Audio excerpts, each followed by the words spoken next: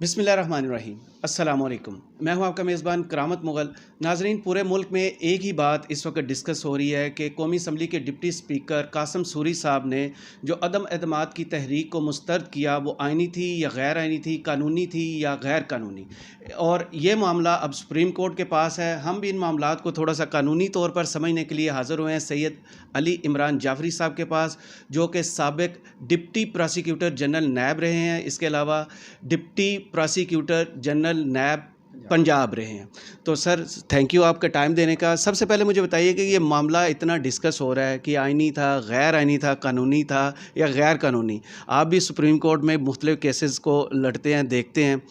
आपकी नज़र में क्या है, ये चीज़ कानून के मुताबिक थी या गैर कानूनी थी? करामत साहब, सबसे पहले मैं आपका शुक्रगुज़ार हूँ कि आपने ये मौका मुझे फ़राहम किया कि मैं इस इशू पे जो 3 अप्रैल को जो है वो पार्लियामेंट में उठा और फिर सुप्रीम कोर्ट ने उस पे सुओ मोटो एक्शन लिया है, उस पे मैं अपने ख़यालात का इज़हार कर सकूँ।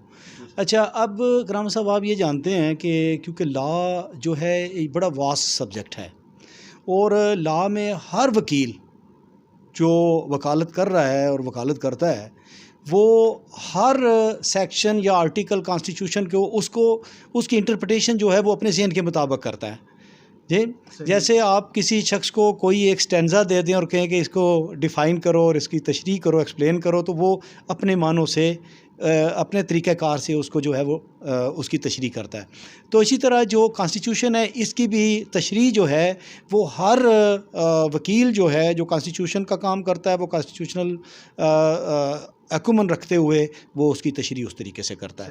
अब जो मेरी दानिश में जो चीज़ है, जो मैं समझता हूँ और मेरी जो अपनी ज़ाती राय है, उसके मुताबिक जो रूलिंग दी है डिप्टी स्पीकर ने, मेरे ख़्याल में वो स्पीकर जो रूलिंग है वो कहीं पर भी जो है वो आर्टिकल 69 के तहत जो है किसी अदालत में जो है वो चैलेंज नहीं की जा सकती।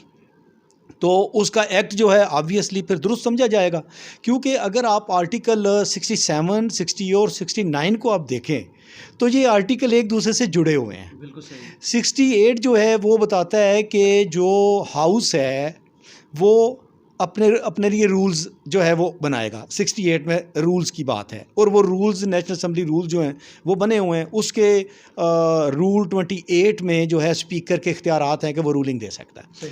इसी तरह जो 68 है, वो 68 बताता है कि सुप्रीम कोई भी अदालत, किसी भी अदालत के जज को जो है वो मजलिस शूरा में डिस्कस नहीं, उसके कंडक्ट को डिस्कस नहीं किया जा सकता। दोनों अपनी अपनी हदूद में रहेंगे। इसी तरह से फिर 69 है। 69 इसलिए रखा गया और 68 इसलिए रखा गया कि वो अहाता करेगा 69 का और 69 68 का करेगा। वो उसके ख़िलाफ़ उसके बारे में डिस्कस नहीं करेगा और इसका जो होगा एक्शन होगा या जो भी प्रोसीडिंग्स होंगी जो पार्लियामेंट में होंगी, वो उसको चैलेंज नहीं किया जा सकेगा, उस पर भी क्वेश्चन रेज़ नहीं किया जा सकता। तो लिहाजा ये बात तो बड़ी वाज़ेह है। और जो रूल 28 है इसका असम्बली रूल्स का, बिज़नेस रूल्स का, उसमें इसको इख्तियार है कि वो रूलिंग दे सकता है। तो फिर एक चीज़ और बड़ी अहम है, अगर आप आर्टिकल 50 को देखें तो वहाँ पर है appointment of speaker and deputy speaker और उसका जो ऑफिस होल्ड करना है। अगर स्पीकर जो है वो मौजूद नहीं है, एब्सेंट है, बीमार है या किसी सूरत पे वो नहीं आ पा रहा, तो उसकी जगह पे जो डिप्टी स्पीकर है वो स्पीकर के जो कारहाय मनसबी हैं उनको अंजाम देगा। सेम इख्तियार जो स्पीकर के पास हैं, तो वही इख्तियार जो है उसके पास मौजूद है और उसने जो एक्ट किया है वो एज अ स्पीकर उस वक्त एक्ट किया है।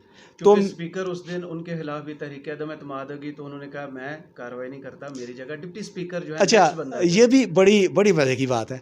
अब ये देखें कि ये इखलाकी हवाले से ये एक बड़ा मुस्बत कदम होता है कि किसी के ख़िलाफ़ एतराज़ आए तो वो अपने आप को अलग कर ले। मैंने सुप्रीम कोर्ट में भी ऐसे भी मुकदमा देखे हैं कि जिसमें अगर कोई ऑब्जेक्शन आया है तो उस ऑब्जेक्शन को सुनने के बाद कोर्ट ने कंटिन्यू किया। सही, बिल्कुल सही। ठीक है जी।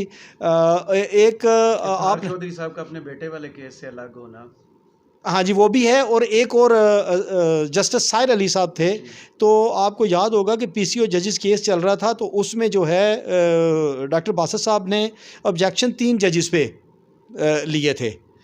तो उसमें से जो साहिर अली, जस्टिस साहिर अली थे, वो हेड कर रहे थे उस बेंच को। तो उन्होंने कहा जी कि मैं जो है वो इससे अलग होता हूँ क्योंकि मुझ पे भी एतराज़ है। लेकिन बाकी जो 2 जजेस थे उन्होंने उसी बेंच में बैठ के उसको केस को सुना और वो 5 से 4 रुकनी बन गए और 4 रुकनी से उस पर फैसला भी दे दिया। ऐसा भी हुआ है। तो ये इखलाकियात की बात है, इखलाकी हवाले से बड़ी मजबूत बात है कि अगर किसी पे एतराज़ आए और वो ख़ुद को उससे अलग कर ले और कहे जी ठीक है, आप मुझे, मेरे ख़िलाफ़ एतराज़ है तो आप उसको सही तरीके से चला। इससे इंसाफ की तवक्को नहीं है तो फिर आपको अलग ही होना। जी बिल्कुल ऐसे, बिल्कुल ऐसे। तो दूसरा मामला इसके बाद कि ये कानूनी था, उसके बाद सुप्रीम कोर्ट का सो मोटो लेना बग़ैर किसी दरख्वास्त गुजार के संडे के दिन, आप इस पहलू को कैसे देखते हैं? अच्छा, पहली बात तो यह है कि 184 जो है उसका मुशाहिदा करना बड़ा ज़रूरी। सही। 184 को अगर आप देखें तो आर्टिकल 184(1) जो है वो वजाहत करता है कि सुओ मोटो कहाँ पर लिया जाएगा। ये ओरिजिनल जुरिस्डिक्शन है सुप्रीम कोर्ट की, उसको दी गई है 184 के तहत। तो 184(1) में जो है वो अगर 2 या 2 से ज़ायद गवर्नमेंट्स का आपस में कोई तनाज़ा चल पड़ता है, कोई डिस्प्यूट आता है, तो उसमें इंटरफियर कर सकती है supreme court, direct suo motu ले सकती है उसमें। वो 184(1) के तहत होगा।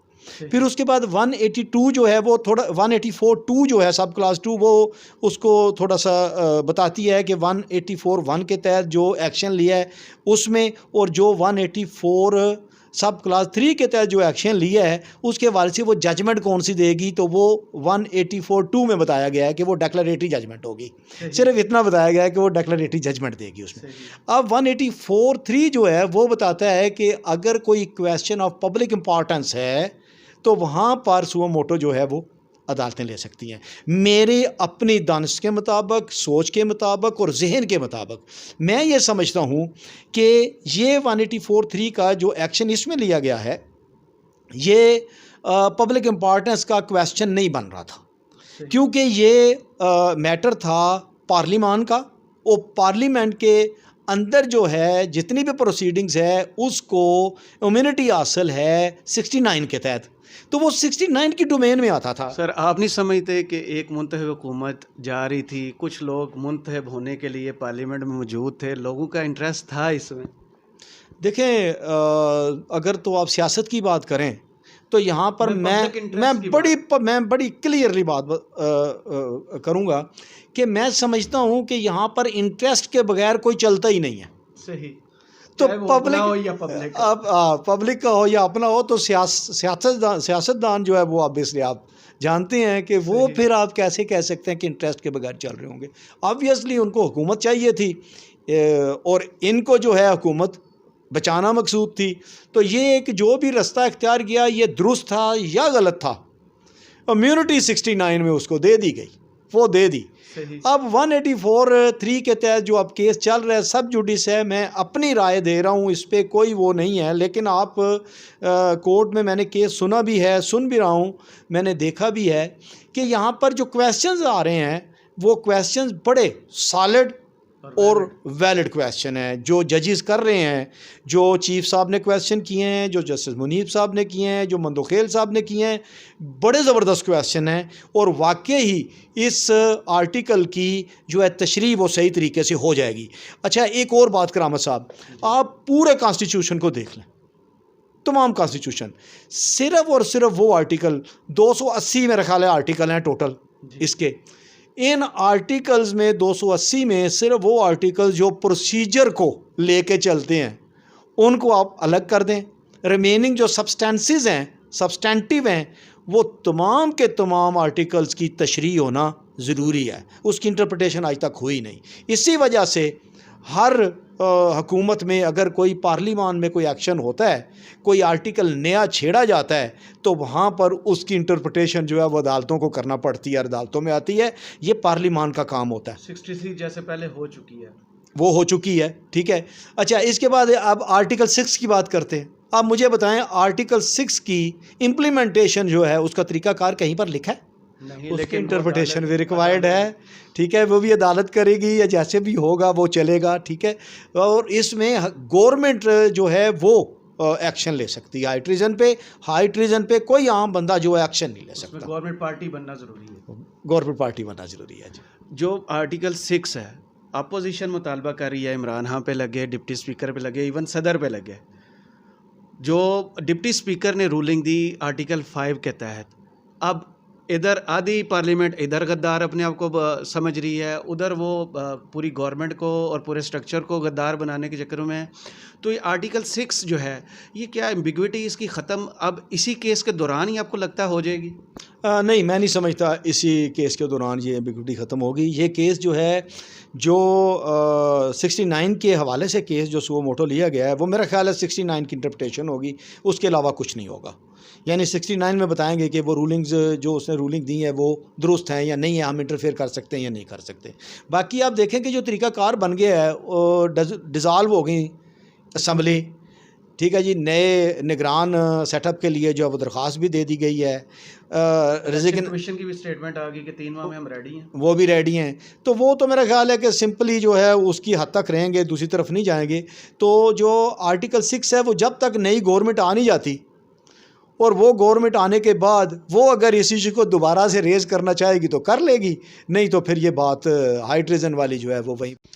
अच्छा, अब जो यहाँ पर जो रूलिंग आने के बाद क्या हुआ कि वज़ीर आज़म स्टैंड कर गए। जो बात है कि जो एक्शन बाद में डिज़ाल्व करने का लिया प्राइम मिनिस्टर ने, उसको अगर कहते हैं कि वो गलत है तो वो गलत नहीं रहा। ऑब्वियसली कि जिस वक्त रूलिंग आ गई, अदम एतमाद की तहरीक को रिजेक्ट कर दिया डिप्टी स्पीकर ने, और इमरान खान जो है वो अपने जगह पे बहाल हो गए, वापस बहाल हो गए उनके सारे इख्तियारात के साथ। ऑब्वियसली जब अदम एतमाद जो है वो मुस्तरद होती है तो उसके बाद वज़ीर आज़म के इख्तियारात वहीं से शुरू हो जाते हैं। सिर्फ अदम एतमाद की तहरीक जितना अरसा वो चलती है उसके दौरान उसके इख्तियारात जो हैं वो महदूद होते हैं, ख़त्म नहीं होते, महदूद होते हैं। कुछ ख़ास कॉन्स्टिट्यूशन के आर्टिकल्स के तहत वो ख़ास काम नहीं कर सकता, बाकी सारे काम वो काम नहीं कर सकता, बाकी सारे काम वो कर रहा होता है, करता है। तो वो उसका काम जो है, जो इख्तियार है वो वापस उसको मिल जाता है। तो वापस मिलने के बाद वज़ीर आज़म ने जो है वो असम्बली डिज़ाल्व करने की समरी भेज दी और वो सदर ने एक्सेप्ट भी कर ली। तो ये बात कहना कि वो उसका ये इक़दाम गलत है, वो इक़दाम नहीं। अगर आप इसको दोबारा से अगर उसको गलत करने की कोशिश करेंगे तो पहले रूलिंग वाली बात क्लियर होगी। जैसा कि चीफ़ जस्टिस साहब ने कहा ना कि हमारा जो है वो हम एम्फसाइज़ कर रहे हैं 69 पे, तो 69 की बात है, वो फैसला होगा उस पे, तो फिर आप कह सकते हैं कि ये गलत है या सही। वहीं पर आप नहीं समझते इमरान खान ने एक मामला उठाया कि मेरी गवर्नमेंट को हटाने के लिए किसी गैर मुल्क ने, अमेरिका का उन्होंने नाम लिया कि अपोजिशन को इस्तेमाल किया, मेरे ख़िलाफ़ तरीक़े अदम एतमाद आई, और अब ये मामला कोर्ट में है। डिप्टी स्पीकर आर्टिकल 5 का जिक्र करता है, मुस्तरद कर देता है, ये मामला इधर ख़त्म हो जाता है। इमरान खान जो है वो अपना इख्तियार इस्तेमाल करते हैं, वो समरी आगे भेजते हैं कि डिज़ाल्व कर दें। तो अब आपको लगता नहीं ये सारी चीज़ें इंटरलिंक्ड होंगी इसी केस में आके? आप हाई ट्रीजन के हवाले से और उनकी गवर्नमेंट हटाने और रूलिंग जो है, रूलिंग से ही मामलात आगे खुलेंगे? नहीं, मैं नहीं समझता कि इसमें कोई ऐसी बात जो है वो उस तरफ जाएगी। ये बात जो है ये सिर्फ इलेक्शन तक ही जानी है और इलेक्शन ही होने हैं, और इलेक्शन पे बात ख़त्म होनी है। नई हुकूमत आएगी, फिर वो देखेंगे कि वो क्या करती है, क्या इस कॉन्स्टिट्यूशन में जो इंटरप्रिटेशन जिस आर्टिकल की रिक्वायर्ड हैं और जो इनकी ज़िम्मेदारियाँ हैं वो पार्लियामेंट निभाती है या नहीं निभाती, वो उस वक़्त ही होगा। यानी कि अपोजिशन जो है वो यहाँ से मायूस ही आपको लगता है वापस जाएगी और इलेक्शंस ही होंगे? मेरी राय के मुताबिक यही है कि इलेक्शन ही होंगे, और इंटरप्रिटेशन जो होगी वो इंटरप्रिटेशन पॉसिबिलिटी है कि उसमें इंटरप्रिटेशन 69 की दे देने के बाद उसके इफ़ेक्ट्स जो हैं वो प्रॉस्पेक्टिव हों, रिट्रोस्पेक्टिव ना हों। चलें सर, बहुत शुक्रिया आपका सर। तो नाज़रीन, आप मेरे साथ आपके भी जहन से ये मामला जो हैं वो बिल्कुल वाज़े हो चुके होंगे कि स्पीकर का कंडक्ट क्या था और सुप्रीम कोर्ट से क्या मुमकिन है, क्या फ़ैसला आए। तो अपनी फ़ीडबैक से हमें ज़रूर आगाह कीजिएगा। अपने मेज़बान करामत मुगल को इजाज़त दीजिए। अल्लाह हाफ़िज़।